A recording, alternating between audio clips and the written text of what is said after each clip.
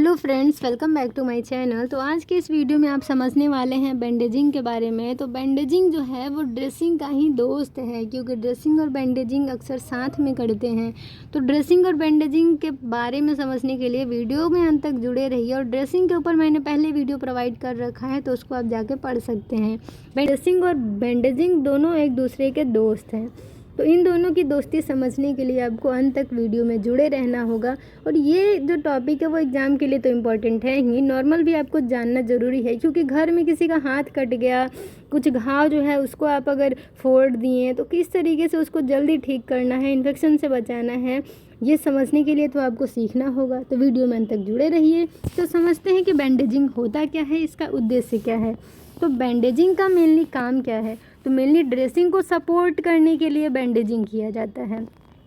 इसका उद्देश्य है bandaging are use to hold dressings in place and provide support to injured areas. They can also help control bleeding. ये bleeding को control करने के लिए इस्तेमाल किया जाता है।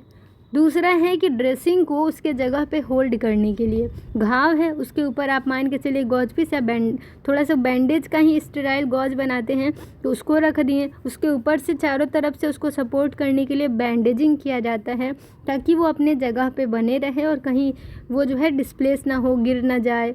ठीक है, क्योंकि काम करते हैं तो आप बैंडेजिंग कर लिए, जैसे कि इस इमेज में आप देख रहे हैं। यहाँ पे देखिए अच्छे से इसको लपेट दिए, वही बैंडेजिंग है।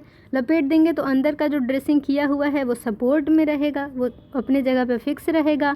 और इंजर्ड एरिया यानी इस एरिया में जो चोट लगा है वहाँ सपोर्ट मिलेगा, तो वो जल्दी से अच्छे से हील भी होगा। ठीक है, तो अब हम लोग जो है समझते हैं कि कितने तरह के बैंडेजेज होते हैं।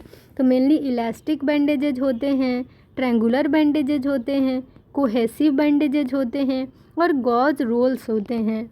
इलास्टिक बैंडेजेज जो हैं used for providing compression and support for sprains and strains. खिंचाव हो गया, कहीं आपको मोच आ गई, तो उसके लिए इलास्टिक बैंडेजेज का इस्तेमाल करते हैं कंप्रेशन प्रोवाइड करने के लिए। ठीक है, ट्रायंगुलर बैंडेजेज का यूज कब करते हैं। Can be folded into a sling for immobilising an arm और supporting a fractured collarbone. यानी मान के चलिए आपके जो है गर्दन के पास कॉलर बोन्स होती हैं। ठीक है, कॉलर बोन है, मान के चलिए आपके कंधे के पास, गले के पास चोट लग गया और वहाँ पे फ्रैक्चर हो गया, डिसलोकेशन हो गया, तो वहाँ पे आपको ट्रायंगुलर बैंडेज की ज़रूरत पड़ेगी, क्योंकि वहाँ फ्रैक्चर्ड बोन को सपोर्ट प्रोवाइड करना है और उसे उसके जगह पे फिक्स करना है। तो इमोबिलाइज करने के लिए और फ्रैक्चर्ड बोन को उसके जगह पे फिक्स किए रखने के लिए आपको ट्रायंगुलर बैंडेजेज का इस्तेमाल करना होगा। नेक्स्ट है cohesive bandages, self adherent and used for compression और holding dressing in place. Cohesive bandages जो होते हैं वो ड्रेसिंग को उसके जगह पे फिक्स करने के लिए, सपोर्ट करने के लिए और कंप्रेशन देने के लिए इस्तेमाल किया जाता है। नेक्स्ट है आपका गॉज रोल्स। गॉज रोल्स जो होते हैं वो ड्रेसिंग को सिक्योर करने के लिए और सपोर्ट करने के लिए प्रोवाइड किया जाता है। अगर आपको इतना याद ना हो पा रहा हो तो ड्रेसिंग का ही काम आप चारों में लिख सकते हैं कि इलास्टिक बैंडेज जो हमारा है, फिर आपका जो इसमें ट्रायंगुलर बैंडेज जो है, कोहेसिव बैंडेज, गॉज रोल, ये 4 तरह के बैंडेज मेनली होते हैं जिसका इस्तेमाल ड्रेसिंग को सपोर्ट करने के लिए और किसी भी फ्रैक्चर्ड पार्ट या इंजर्ड पार्ट को हील करने के लिए, इमोबिलाइज करने के लिए, सपोर्ट करने के लिए इस्तेमाल किया जाता है। नेक्स्ट क्या क्या टेक्निक्स हैं बैंडेजिंग करने का। तो टेक्निक में आपका है the specific bandaging techniques depends on the type and location of the injury.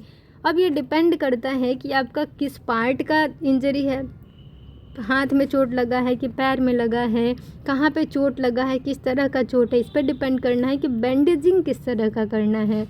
Mainly techniques होते हैं जिसमें सर्कुलर टेक्निक्स होते हैं, used for holding dressing in place. Circular techniques mainly क्या होता है कि देखिए यहाँ पे आप देख रहे हैं इस तरीके का जो है, इसको क्यों कर रहे हैं, ताकि अंदर जो ड्रेसिंग हो रखा है उसको वहाँ पे वो सपोर्ट करे। नेक्स्ट है स्पाइरल टर्न्स। स्पाइरल टर्न्स जो होते हैं employed for covering a limb और बॉडी पार्ट, यानी कि पैर हाथ में मान के चलिए चोट लग गया तो उसकी ड्रेसिंग के लिए शरीर के अलग हिस्से में अगर चोट लग गया तो स्पाइरल टर्न्स ड्रेसिंग टेक्निक को यूज करते हैं। फिगर 8 टर्न्स का जो यहाँ पे एक और टेक्निक है फिगर 8 टर्न्स, इसका इस्तेमाल करते हैं जॉइंट्स को, जैसे में एल्बो हो गया, नी हो गया, यानी जो जॉइंट वाले एरिया हैं जोड़ों वाले, तो उसकी ड्रेसिंग के लिए फिगर 8 टर्न्स का इस्तेमाल करते हैं। रिकरेंट टर्न्स का इस्तेमाल करते हैं for securing the end of A bandage, यानी कि आप बैंडेज किए, एक बैंडेज ख़त्म हो गया, फिर उसको सिक्योर करने के लिए दूसरा बैंडेजिंग करते हैं, तो रिकरेंट टर्न्स इसी को कहते हैं। बैंडेजिंग के एंड को सिक्योर करने के लिए रिकरेंट टर्न्स का इस्तेमाल करते हैं। नेक्स्ट है proper tension. When applying a bandage, it's important to maintain the right tension. Too tight can cause constriction, while too loose won't provide adequate support.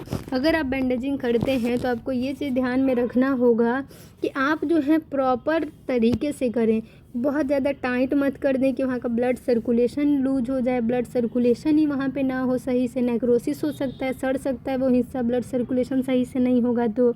Next है कि अगर आप बहुत ढीला ढाला बांध दिए तो वो उसको सपोर्ट ही नहीं करेगा, घाव ही नहीं ठीक होगा, ठीक है। तो प्रॉपर टेक्निक से प्रॉपर टेंशन दे के आपको इसमें बैंडेजिंग करना है। मॉनिटरिंग करते रहना है। Regularly check the bandage to ensure it is not too tight causing numbness और डिस्कलरेशन और too loose allowing the dressing to shift, यानी कि ये चेक करते रहना है, क्लोज मॉनिटरिंग करते रहना है कि कहीं ड्रेसिंग हमने बहुत टाइट तो नहीं कर दिया जिससे कि वहाँ की स्किन का कलर जो है वो चेंज हो गया, ठीक है। यानी कि आप देखते होंगे कि आप पैर हाथ को एकदम ज़ोर से दाब के देखिए, ठीक है, उस पर प्रेशर कीजिए और देखिए नीचे का कलर जो है कुछ देर में हल्का चेंज दिखेगा। और ये तो बहुत टाइम तक ड्रेसिंग हो रखा होता है और टाइट अगर बैंडेजिंग हो गया तो 1-2 दिन बाद वहाँ का कलर जो है बदल जाएगा, ठीक है, टाइट ड्रेसिंग होगा तब। तो ये पहचान है जिससे आपको ये इंश्योर करना है कि मरीज़ का ज़्यादा टाइट ड्रेसिंग तो नहीं हुआ है, क्योंकि अगर टाइट होगा तो वहाँ का कलर चेंज हो जाएगा आसपास का और वहाँ पे सुन्न महसूस होगा, नंबनेस महसूस होगा मरीज़ को। और अगर बहुत ढीला ढाला बैंडेजिंग कर दिए तो वो जो है ड्रेसिंग एक जगह से दूसरी जगह शिफ्ट हो जाएगा, ढीला ढाला है तो खसक जाएगा इधर उधर, ठीक है। तो ये आपको समझने की ज़रूरत है। इन्फेक्शन प्रिवेंशन कैसे कर सकते हैं, तो जब आप बैंडेजिंग करते हैं, बैंडेज का यूज करते हैं तो प्रॉपर स्टेरिलिटी का ध्यान रखिए, साफ़ सफाई का ध्यान रखिए, ग्लव्स पहन लीजिए, पूरी तरीके से साफ़ करके और हाथों को साफ़ रखिए, ग्लव्स पहन के करिए ताकि मरीज़ को इन्फेक्शन ना हो।